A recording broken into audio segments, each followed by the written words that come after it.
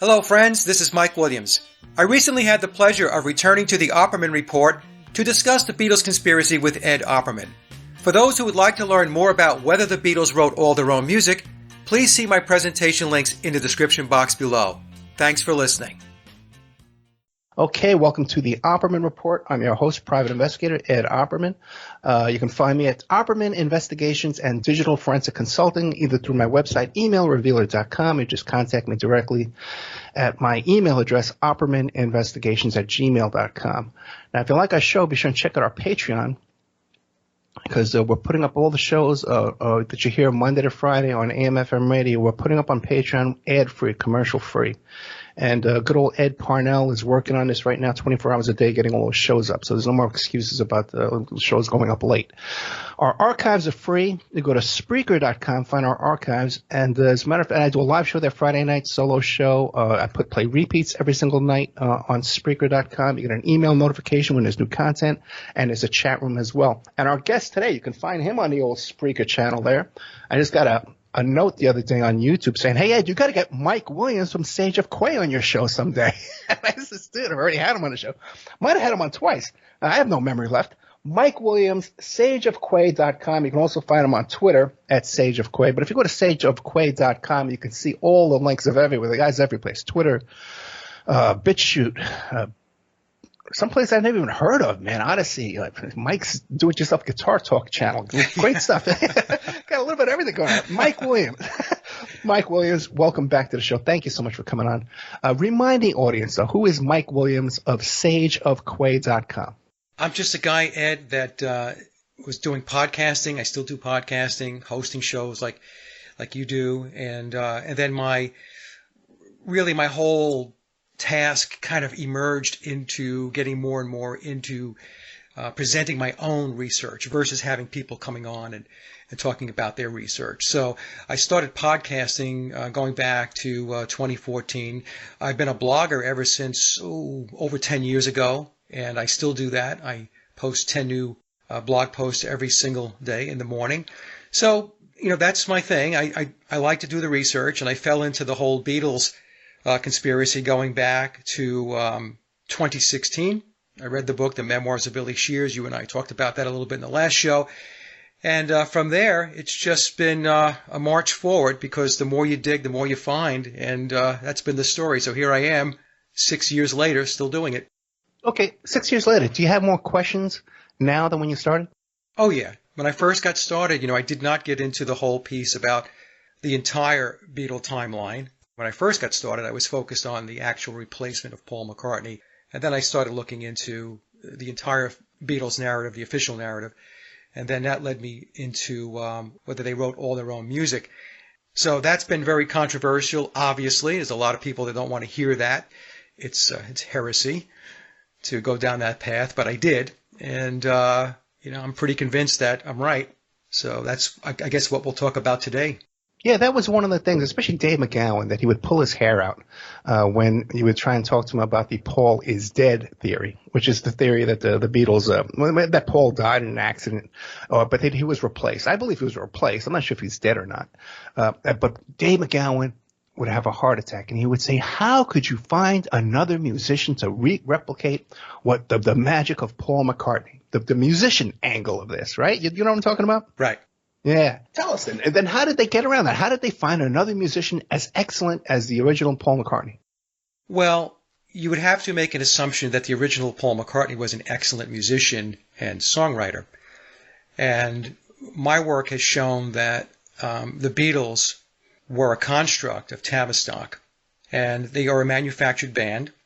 And the music that we hear coming from Beatle records, especially when we focus in on the 1962 through 1966 period, those songs were written by ghostwriters, outside songwriters who were on the EMI/Tavistock staff.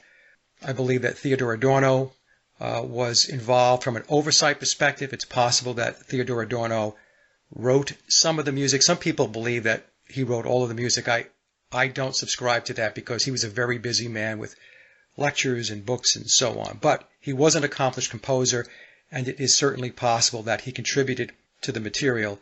I also believe that George Martin was instrumental in not only producing and arranging the music of the Beatles, but also from a songwriting perspective. And then there were, I believe, probably around no more than a half dozen, 6 ghostwriters that were contributing to the material in the early period between 1962 and 1966.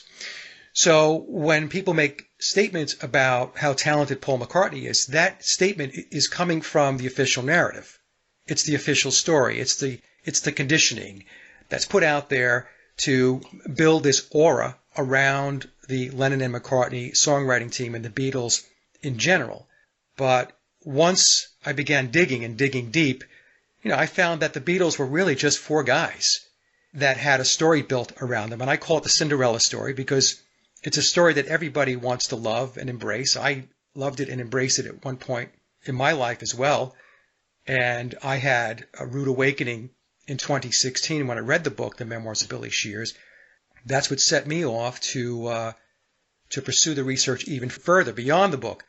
So when Dave, says that how could you find somebody, as talented and so on, that's a standard response. And it is interesting that Dave, having written the book Weird Scenes from, Laurel Canyon, that he didn't or couldn't get his head wrapped around that the Beatles were also manufactured, just like the bands that he spoke about, he wrote about from Laurel Canyon. The music industry, I tell my audience, Ed, the music and entertainment industry is completely controlled, and it's a big tool in the toolbox of the controllers to be able to push forward their social engineering and their propaganda and all that stuff. So once you look at it and you take the time to be objective, I think that the pieces will begin to fall in place for a lot of people. Yeah, perfectly worded. Because in all my dealings with Dave McGowan, that was the only time he had such a passionate, emotional response to research and theory. And so he just, man, he was ready to fight. He was ready to fight, man. He had no respect for anybody challenging his opinion on that, which was totally out of character. You mentioned in all this, you mentioned Tavistock and EMI. Yeah. Now, I did a show about EMI, and I'm not thinking about it right now. I'm wondering where the hell did that show go? Because I look for repeats every night. I scroll through all my shows every single night at 3 o'clock. I do it at the last minute. I can't find a show to play that night. And I can't find it. EMI has a background in the military-industrial complex, right? Yes. Yes, they do. Yeah. Now, who wrote that article about that? Because I had him on the show. I don't remember who wrote it, but it's in the Memoirs of Billy Shears. They talk about it. They talk about the fact that EMI is part of the military-industrial complex. But who wrote that, I don't know. You'll have to find that show that you did, Ed. Yeah, right? Because a lot of stuff disappears, man. Okay, I'd like to hear it, to be honest. Yeah. Now, me too. Now, what about you mentioned Tavistock, right? Now, the average guy driving along in their car, they have no idea what you're talking about, Tavistock. Who and what was Tavistock? Tavistock is located in England, in London, and they've been around a long time. They've been around approximately 100 years, a little more, and they have been in the business for a very long time of mind control, social engineering. They are part of the overall controlling matrix, the international apparatus that controls the world.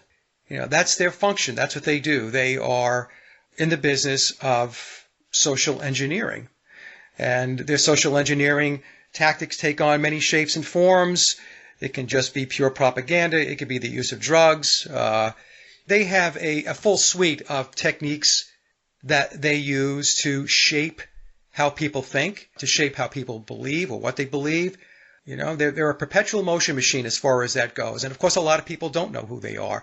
And if you go to their website, it just sounds real nice. So, well, this doesn't sound like an outfit that is doing something that would be contradictory to humanity, or trying to shape something, or taking the population down a path that many of us don't want to go down. But the truth of the matter is that's the business that they are in: social engineering, propaganda, and mind control. Okay, and just like we can confirm, without a doubt, that EMI was connected to the military-industrial complex, arms industry, what is your proof or evidence that Tavistock is connected to the Beatles?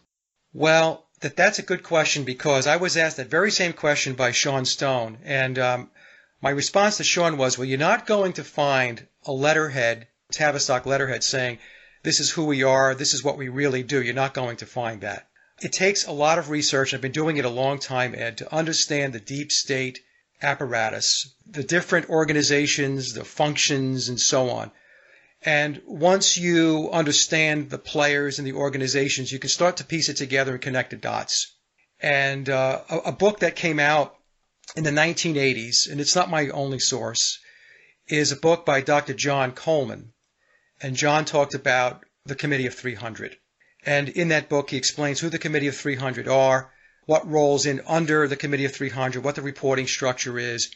In that book, he talked about the Beatles being a construct of Tavistock, a manufactured band for social engineering purposes. And the social engineering that the Committee of 300 was doing was to upend traditional values, which also included the breaking down of Christianity. And so to answer your question, like I said, you're not going to find any document, direct evidence that this is what Tavistock does. Forget about the Beatles. Just anything that Tavistock is involved in. You really have to just understand how the deep state is connected. And once you have an understanding of that, then the pieces start to fall in place. And that's what I did. Right. And today, looking back in 2022, I almost forgot what year it was. In 2022, we have the idea of the construction of the boy band is now, it's a formula that's been repeated since Menudo and One Direction. We see it right before our eyes. Yes. Right. So it's not like, heresy to think that this was going on before they let us know it was going on. Right. So like I said before, the music industry and the entertainment industry is completely controlled. So you have to ask yourself, well, who's controlling it? And that's when you have to take a look at the internationalist structure, the global structure. And from there, you can piece it together. All of the genres of music, Ed, they're all constructed. They're all social engineering initiatives to shape the minds and the beliefs and the values of the population. So, we had Elvis, then we had the British invasion, which the Beatles kicked off, and we have all other genres. We have glam rock, we have punk rock, there's techno, there's hip hop, there's rap, and we can go on and on and on. And each one of those genres of music was put in place in order to move the ball forward until they're able to get to their ultimate goal, which is a one world government, which also includes a one world religion. So it's all stitched together. So when I talk about the Beatles, people think they isolated. In their minds, they're just thinking, oh, he's just going on about the Beatles and he's dismantling, my childhood. I get accused of that a lot, Yeah. But the truth of the matter is, if we just set the Beatles aside, we could pick any other major act, major band, and we would find the same exact types of results. This is what the music industry is there to do. It has an agenda to control. Yeah, even I don't know if you've ever seen the research into the Grand Old Opry and Hee Haw and those characters, Minnie Pearl with the little price tag hanging from her head. Was that like a Yale graduate? You know what I mean? And you hear, and there's a lot of anti-Semitism that's sprinkled into that kind of disturbs me. But when you look at, these were all well-educated, connected people from wealthy families. These weren't Southern hillbillies portraying these characters. No, that's exactly right. That's the entertainment industry. Yeah. They're pushing across a message. They're conditioning people. It's very methodical. That's the thing, Ed. It's incremental and it's methodical.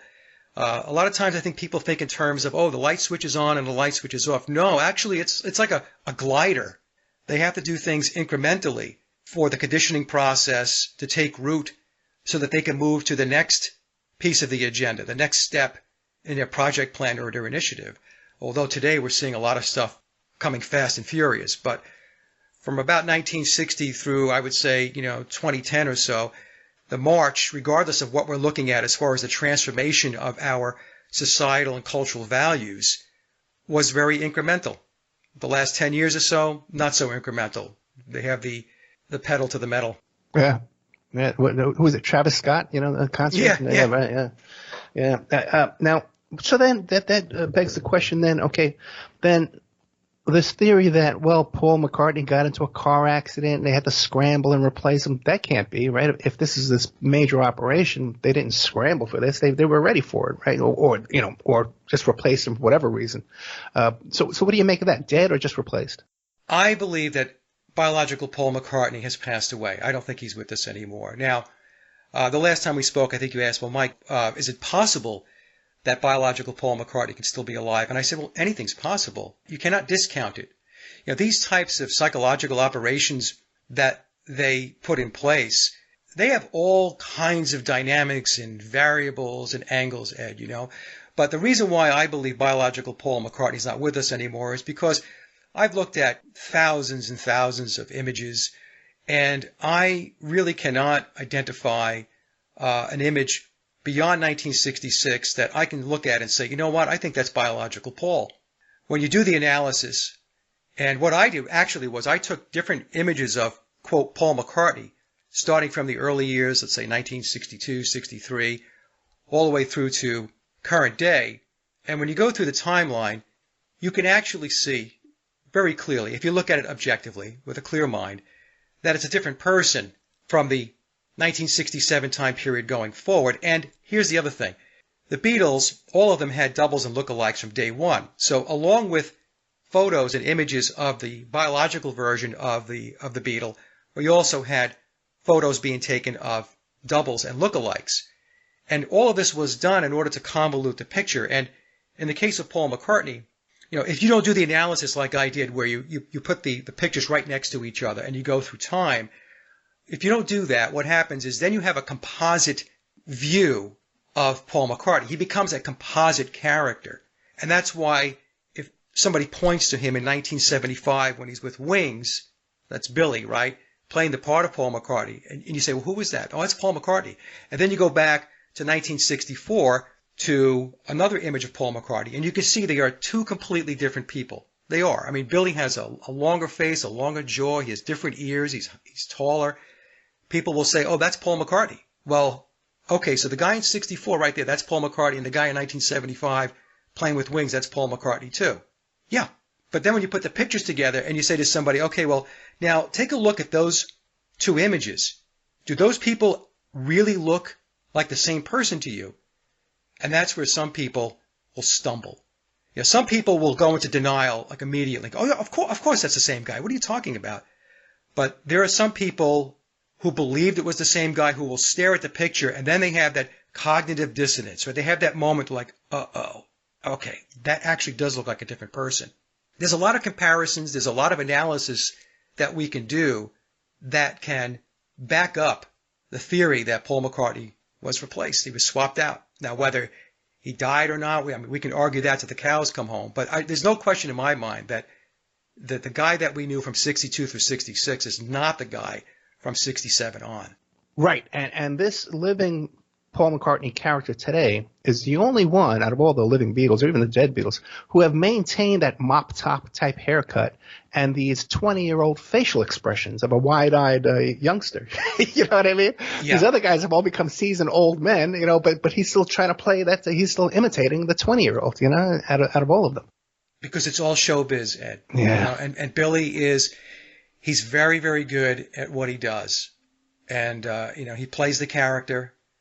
And he's always in character when we see him on TV shows and interviews and on stage and so on, you know. So, and, you know, we have to remember, if he's been in the game since 1966, then he's been doing this for 56 years. That's a long time. So he's got the whole act down. Now, what do you think? Do you think a lot of people claim that the other Beatles were also replaced? Yeah, you hear that. I don't subscribe to all of the Beatles being replaced. I'll give you my quick overview of what I think happened. Paul McCartney was clearly replaced. And then what we have is we have the other three Beatles. As I mentioned before, they were doubles and lookalikes constantly throughout the timeline, Ed, even into their solo careers. If you take a look at John Lennon and you take a look at the double fantasy period, you're going to see at the very least two different John Lennons. In fact, I did a presentation on this going back about, 9-10 months ago. So I think that George and Ringo have always been George and Ringo, but we're also seeing doubles and lookalikes throughout the timeline. So I don't think George or Ringo died until they actually died. Like George obviously passed away. And with John Lennon's a very interesting analysis because a different John Lennon emerges, a different looking John Lennon, a very different looking John Lennon emerges with the release of Sgt. Pepper. We get this very gaunt looking guy with a pinched nose right above the nostrils. And so when you look at him, you think to yourself, okay, well, he looks very different than the John Lennon we were looking at between 1962 and 1966. So what happened? So I did a video on this, and I came to 3 hypotheses. One was that John was always John, and he had surgery, plastic surgery done between late 1966 through when Pepper was released in June 1st of 1967. So he had time to have his face fixed up and changed up. That's one alternative. The other is that the original John Lennon was replaced. In other words, he just stepped out of the role after 1966, and a new John Lennon came into play in 1967. And the third scenario is that the original John Lennon and the replacement, the primary replacement from 1967 on, were paging in and out throughout the entire timeline through 1980 when John Lennon was assassinated. So it's very tricky. Anybody who comes down and says something very definitive about, oh, they all died, there's no way to prove that. That's a hypothesis. It's not even a theory. It's a hypothesis. And so to net it out, George and Ringo have always been George and Ringo with doubles. The same thing with John, although I put 3 scenarios out there that are possibilities. And the only one that I believe was actually replaced, swapped out, was Paul McCartney. Gotcha. Okay, we're going to have to take a little commercial break, but I just want to throw in my 2 cents here. It's very, this whole comparison of photographs is a really difficult science, I guess, or difficult to because people look different in different photographs, you know? And one thing from my experience as a private investigator is when you're given a photograph of somebody and then you're waiting for them to come out of a building, you know, you got to serve them with some papers or something. And you could stare at that picture and watch everybody come out of that building and the guy will walk right past you. Yeah. Because you can't, it doesn't match. But if you see the guy, he's standing in front of you, and then they show you a picture of the guy from 5 years, you'll say, oh yeah, that's the guy. You know what I mean? It's just the most fascinating thing. When you see the guy and you look at a picture of the guy, you recognize him. But you look at the picture and the guy can walk right past it and you don't recognize him. I don't know what that adds to the conversation, but it's just something I want to throw out there. We are speaking with Mike Williams, a fascinating expert on this topic, man. I got to have you back more often, Mike. SageofQuay.com. And you can also find him on Twitter at SageofQuay. Do you tweet a lot, Mike? Only in the morning, Ed, when I put my posts out from my blog. That's it. I'm not a big Twitter user. And you write a full blog post every morning?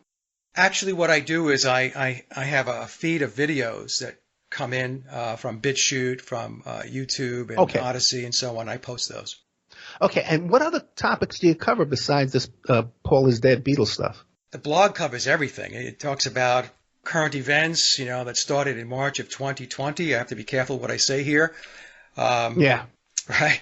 But everything. I've talked about everything. You know, mind control, everything that we would see and look for in the alternative media, just about.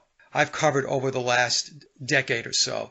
The Beatles piece of it has become larger than life, to be quite honest, since I got into it in 2016. But I still keep my head into the other topics because it's important to understand everything that's going on, not just to major in one thing. Yeah, it's so true. Like if you never heard of the suspicions of Tavistock, then you can't place all this together. Exactly. Right. Or this whole EMI thing. My God, that blew my mind, you know. What are you kidding me? And there was another company that was associated with all this too. There was I think it was their management company. Do you remember the name of their management company? Are you talking about the Beatles management company? Yeah, the Beatles, yeah. NEMS? Yeah, that might have been it. Yeah, that might have been it. That they had some kind of connection too to some kind of military intelligence or something. I got to find that show. Mike Williams, SageofQuay.com. We'll be right back with more of Mike Williams. We're talking about Paul is Dead, but we're really going to get into the latest thing. I don't think we've touched into it that much, and I don't want to misquote him, but the actual writing and the origins of the music. Who authored this music? Who created this music? Was it the Beatles? Did they have help? Were they just standing there just reading music? We'll be right back with more of Mike Williams, SageofQuay.com after these messages. Okay, welcome back to the Opperman Report. I'm your host, Private Investigator Ed Opperman. You can find me on Twitter and Instagram at Opperman Report. Now, we're talking to Mike Williams from sageofquay.com. We're talking mostly about the Beatles, but the guy does a lot of fascinating work. I really encourage you. Where can we find the blog, Mike? If you go to my hub website at sageofquay.com, there's a link right there. You hit the blog. And like I said, every morning, I've been doing it for over 10 years. 10 new posts every morning has to do with alternative research. Excellent. And right before the break, too, I was talking about how can you look at a picture and then the guy's in front of you, and you wanted to clarify something I was saying. You wanted to remember that? The thing with the comparisons with the McCartney character is some of the pictures, or a lot of the pictures, are so different, so very, very different that it's obvious that it's a different person. So we're not talking about nuancing. We're talking about distinct differences in facial features, structure, and stuff like that. Yeah, and also, too, we can spend days on this, but there's been so many slip of the tongues, too, and a lot of bizarre stuff with his brother getting arrested, or charged with kind of, groping some woman in a bar. A lot of weird stuff goes on. And people back in Vegas, because McCartney would come to Vegas quite a bit, and some people who did autograph signings and who would wait online for him to sign their autograph stuff. It was a guy that would hire you to do that. Would say that he does the same routine. He does the same thing with the eyes, the ho mop top, He does that character even off TV. He does it in person. It's an act. Yeah, 56 years, Ed. That's a long time. It's an act, man. He has it down cold. Yeah, right. Now, but we really invited you to come on the show to talk about. I don't want to misquote you either, too. But who wrote these songs and who's playing on these albums? Okay, so let me just back up a little bit. What happened was, going back over 2 years ago, I happened to be watching a DVD that I purchased. It's the Deconstructing the Beatles series, and Scott Freeman is the author of this series, and he's a musicologist. And I bought the DVD for Rubber Soul, and I wasn't really aware of the Rubber Soul backstory, the official story.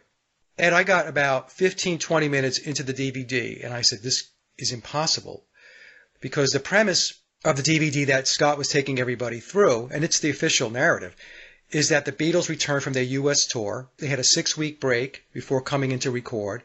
They had no backlog of songs coming into the Rubber Soul sessions. This is very important to understand. They had no material coming into the sessions. And so they needed to record 16 songs in 30 days, 14 for the album, Rubber Soul, and then 2 for a double A-side single, which was Day Tripper and We Can Work It Out. And the sessions began on October 11th. They finished on November 11th. And the records needed to be in retail outlets by December 3rd of 1965 in time for Christmas. So being a musician and a songwriter myself and familiar with the recording process, when I heard 16 songs in 30 days, write, rehearse, arrange, record, mix in 30 days, I said, it's impossible. You can't do it. I don't care how brilliant people want to say they are and how magical the Beatles were. It's not possible. And so that's what got me digging into it. And the more I dug into it, the more I found there were gaps and holes in the official narrative. And in fact, I find that throughout the official narrative with the Beatles, over the entire timeline. And I know you do a lot of the same work that I do, but we see this with a lot of conspiracies, Ed, right? People take it at face value and they ride along, but once you start digging into it, it's like pulling the thread on a sleeve and it starts to come apart. Well, the Beatles story is no different.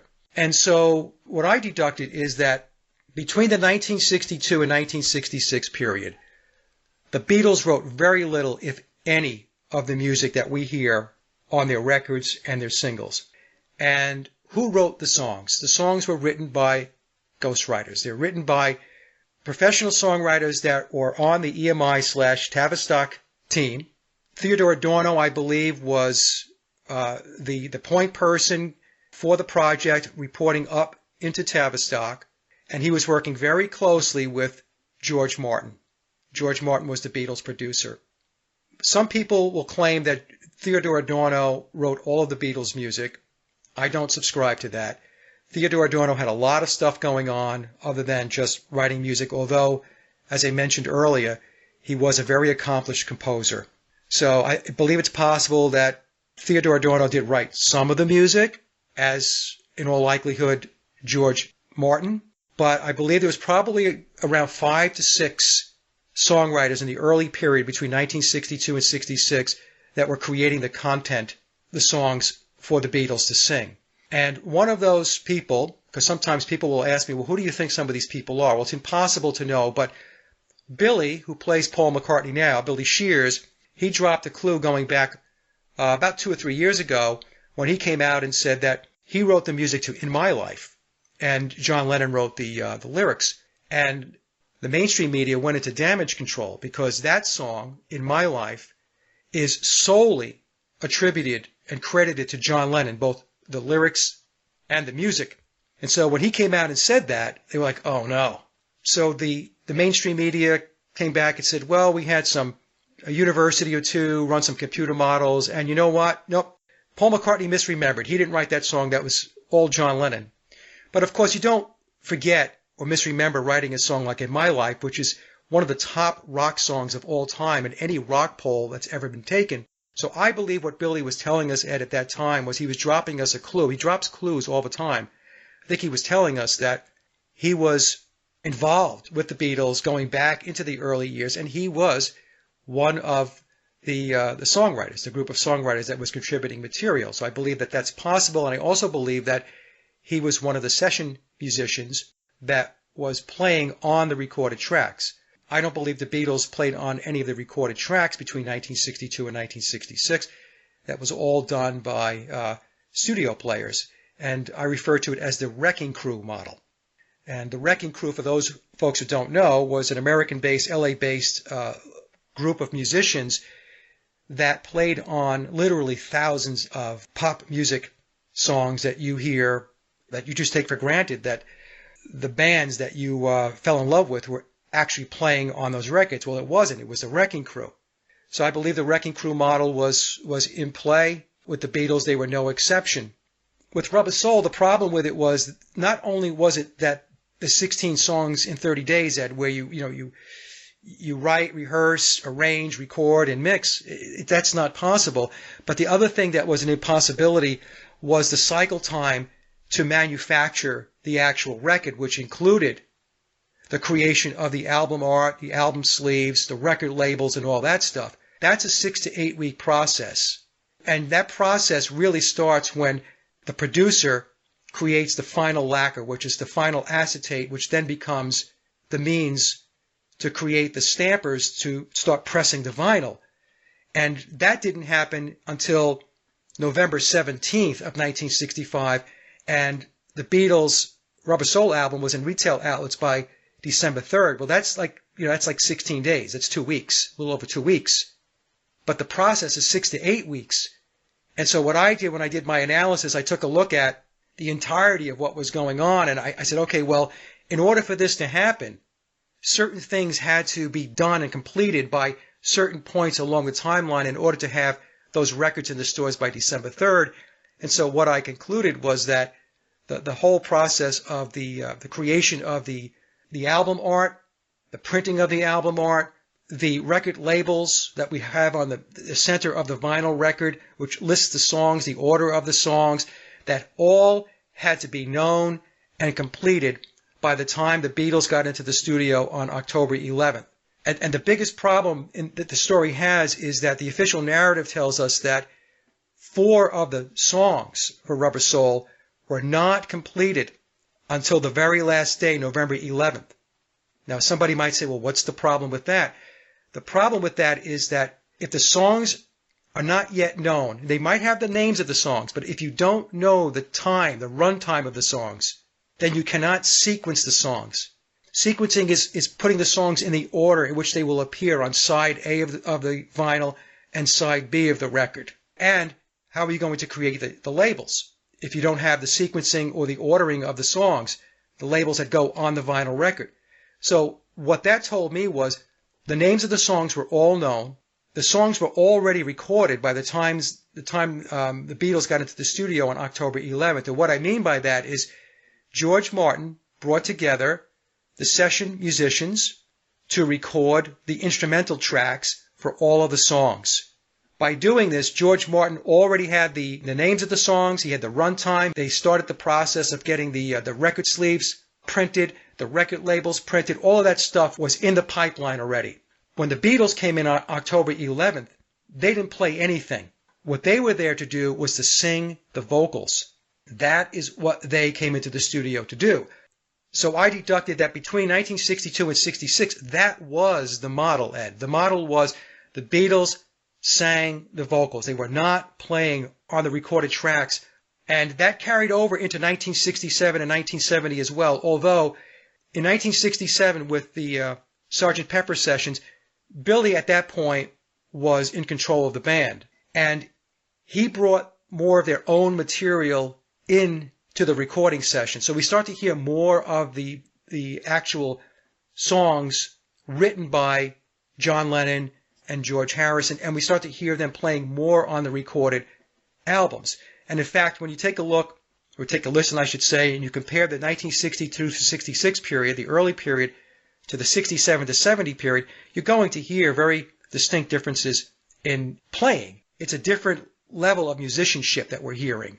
Whereas the 62 through 66 period was very tight, clearly professional players were being utilized, and then from 67 to 70, it's a little looser. It's not the same level of tightness with the musicianship on the albums, although from 67 to 70, I also concluded that they were still using session players and taking in songs from outside songwriters or ghostwriters. So from 67 to 70, it was a mix of their own stuff and outside songwriters. I hope that made sense. I'm trying to cover a lot of ground here for you. No, it does. It makes excellent sense. And it brings up a lot of stuff. Like you hear about Tupac and Kanye talking about how Tupac just got out of jail and he puts out an album with, oh yeah, we recorded all 12 tracks in 24 hours. You know what I mean? And again, another suspicious death. And then Kanye and his whole thing. Real quick, now going back, you mentioned about how McCartney wanted credit for one of the songs. Do you know the whole controversy about Hey Jude with Yoko Ono? No, run it by me. Well, the same thing. He went to Yoko and said, hey, can I get credit on that? I wrote that by myself. And she says, no, I refuse. Oh, that's when he wanted to switch the credits, McCartney-Lennon versus Lennon and McCartney. Right. Yeah, he said that, well, if I was the primary songwriter, I wanted my name first. So in the beginning, they had a contractual agreement that said all songs would be credited Lennon and McCartney, and Billy wanted to change that. And Yoko said no. Okay. Now, where can we find your research on this particular topic? Which show is it called? Okay, so if you go to my hub website, saveyourquay.com, go to the little box that has all of my links to my different platforms, and you're going to see Mike Williams' Paul is Dead channel.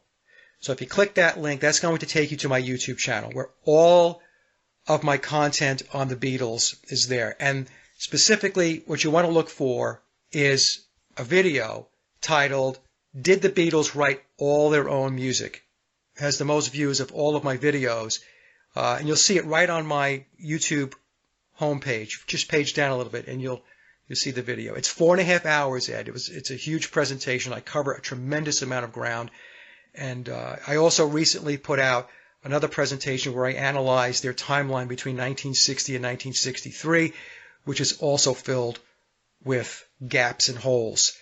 And so if you watch those two, Did the Beatles Write All Their Own Music? And then also the video on the timeline between 1960 and 1963, that will give you a very, very good basis for my research. And from there, there's a lot of other stuff that I take people through, especially the Beatles, how they're immersed in the occult. The Beatles as an entity.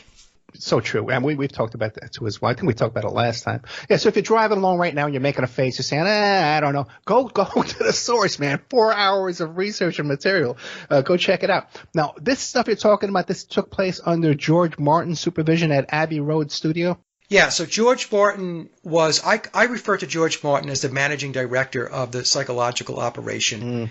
And what a lot of people don't realize is that when Brian Epstein brought the demo tapes to George Martin, he declined. He said, no, I'm not going to sign them. And then according to the book, The Memoirs of Billy Shears, George was overruled. A supervisor called down and said, no, wrong answer. You're going to take them on. And when George did take them on, he wasn't working with him directly. He had delegated that work to an assistant producer. And then he received another phone call and said, nope, you are going to work with him directly. So I believe he was working very, very closely with Theodore Adorno. And between the two of them, they were bringing this psychological operation to life. And I have to give George Martin credit. What he did was an amazing piece of work, pulling the whole thing together. Right. Also, too, it's fascinating. So, like the White Album, there's actually a movie about them preparing the White Album, behind-the-scenes film that you can't find anywhere. The problem we have, Ed, is this.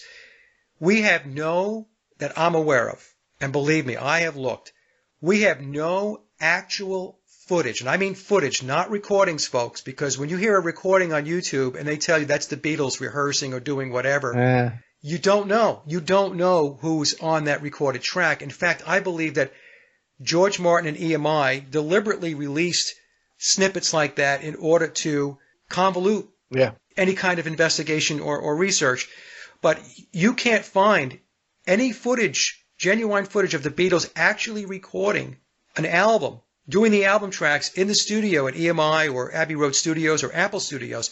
The closest we come, Ed, is the Get Back sessions, the Let It Be sessions. Even those sessions, in my opinion, and I did a lot of analysis on that as well, very suspect. Very, very suspect. And where's that footage? There's a movie. Where is it? The only time I could find little clips of it is like it's in another language with subtitles. Isn't that worth a lot of money? To put on HBO or something? Makes no sense. And what about all these suspicious deaths around the Beatles? Stu Sutcliffe, Brian Epstein, you mentioned. What, all these mysterious deaths, man. The guy who the bodyguard, whoever he was, was waving the shotgun, the air BB gun on his terrace. He gets shot by the guys investigating RFK assassination. It's just like one crazy thing after another.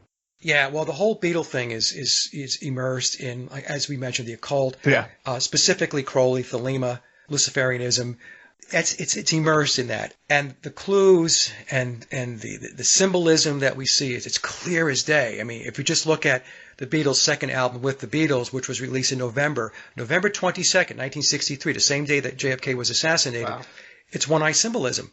And whenever you call this out, it's like we mentioned before, a lot of people just go into denial. Oh, no, it's just artsy artwork, and you're reading into this. No, we're not reading into this. This symbolism is everywhere. It's not just with the Beatles. It's everywhere. And the thing is, when you go back to the Beatles, we can see how far back it goes. We can see that it goes back 60 years. And we can even take it, before that. I remember watching, Ed, The Little Rascals. I saw something a number of years ago, and they had one-eye symbolism in a Little Rascals episode, and that goes back to what, the 1930s, or I don't even remember. So this controlling apparatus and its occultism has been around a very, very long time, and so when I talk about it with regard to the Beatles, it's not specific to the Beatles; it's everywhere. Yeah, go back, find the old vaudeville routine that everyone's done. The Marx Brothers, what's her name? Lyle of Lucy. Slowly I turn. Because I used to do that all the time, as a joke, And I went to find a video on YouTube. They're talking about some really creepy stuff in that Slowly I Turn thing. And they've done it over. Since Caesar, they've done it over and over. They all got to do it. There's something in that thing. We've been talking to Mike Williams. Great stuff, Mike. I got to have you back more often, man. Anytime, Ed. Yeah, because we could talk for hours about this. SageofQuay.com. He's also on Twitter, but go to SageofQuay.com and you can see a link. Like he said, there's a box right in the middle. I wish I had a picture of it. Of all his YouTube channels, Rumble, Paul is Dead channel, Spreaker channel, Twitter, all the stuff, man. Mike Williams, thank you so much. You're very welcome, Ed. Thank you for having me back again. You got it, man. Good night.